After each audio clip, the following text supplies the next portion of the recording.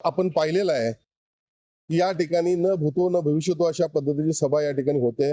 लाभार्थ्यांना लाभ मिळवून देण्यासाठी शासन प्रयत्नांची पराकाष्ठा करत आहे। किमान 30,000 लाभार्थ्यांना या ठिकाणी शासनाच्या माध्यमातून शासकीय यंत्रणा लाभ मिळवून देण्यासाठी कामाला लागलेली आहे आणि याचबरोबर शिवसेना भाजपचे पदाधिकारी कार्यकर्ते इतर लाभार्थ्यांना देखील लाभ मिळावा यासाठी प्रयत्नशील आहेत।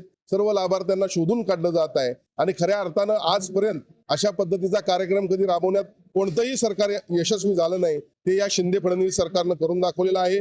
पूर्वीच्या सरकारचं कागदावर योजना असायच्या, या शासनानं मात्र योजना कागदावरच्या सत्यात उतरवण्याचं काम, तळागाळातील लाभार्थ्यांना शोधून काढण्याचं काम या ठिकाणी केलेलं आहे आणि त्यामुळे निश्चितपणे या शासन आपल्या दारी या उपक्रमाचा समाजातील राज्यातील तळागाळातील जनतेला याचा फायदा होतो। उद्या कोण शासनाचे कॅबिनेट मधले लोक असतील? उद्या राज्य शासनाची कॅबिनेट असतेच। सन्माननीय मुख्यमंत्री, सन्माननीय उपमुख्यमंत्री, या जिल्ह्याचे पालकमंत्री, त्याचबरोबर सन्माननीय पुण्याचे पालकमंत्री आणि इतर अनेक मंत्री या सभेसाठी उपस्थित राहणार आहेत।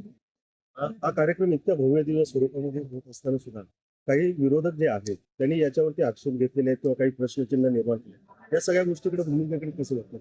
नाही, विरोधकांनी ज्यावेळी त्यांची सत्ता होती त्यावेळी काही करून दाखवलं नाही, म्हणून दाखवायचं नुसतं करून दाखवलं, पाहून दाखवलं, हे त्यांची एक टॅगलाईन होते, पण केलं काहीच नाही। आणि आज जर आपण पाहिलं तर तळागाळातील लाभार्थ्याला लाभ मिळवून देण्यासाठी स्वतः मुख्यमंत्री उपमुख्यमंत्री रस्त्यावर उतरलेले आहेत आणि त्यामुळं एखादा चांगला कार्यक्रम यशस्वी होतोय, त्यामुळं विरोधकांच्या पायाखालची वाळू घसरलेली आहे। त्यांनी या कार्यक्रमाकडे सकारात्मक दृष्ट्या पाहावं आणि पुढच्या काळामध्ये जे काही घेण्यासारखं असतं चांगलं ते घ्यावं, अशा माझ्या त्यांना सूचना आहेत।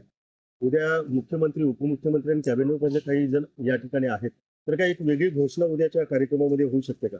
आपल्याला माहित आहे सन्माननीय मुख्यमंत्री उपमुख्यमंत्री महोदयांनी पूर्वी कोल्हापूर शहरासाठी 100 कोटी, रस्त्यासाठी 100 कोटी, कन्व्हेन्शन सेंटरसाठी, रंकाळ्याच्या सुशोभीकरणासाठी 15 कोटी रुपये, 5 कोटी रुपये गांधी मैदानासाठी, 10 कोटी रुपये शाहू समाधी स्थळासाठी, यासह जिल्ह्यामध्ये अनेक मोठ्या प्रमाणात निधी दिलेला आहे। या ठिकाणी आज 2-3 विषय प्रामुख्याने महत्वाचे आहेत, पण सन्माननीय मुख्यमंत्री महोदय उपमुख्यमंत्री महोदयांना आम्ही काही विनंती केलेली आहे। निश्चितपणे आम्हाला त्यांच्या दौऱ्यातून चांगलं काहीतरी मिळाल्याशिवाय राहणार नाही याची मला खात्री आहे।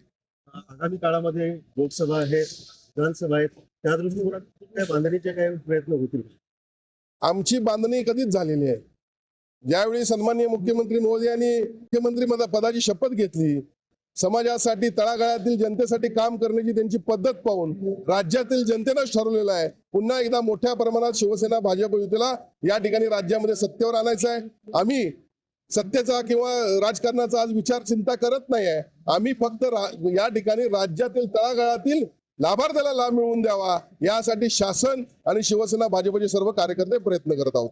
अशाच नवनवीन अपडेट पाहण्यासाठी आमच्या कोल्हापुरी कारभार म्हणजेच KK न्यूज चॅनेलला सबस्क्राईब करा।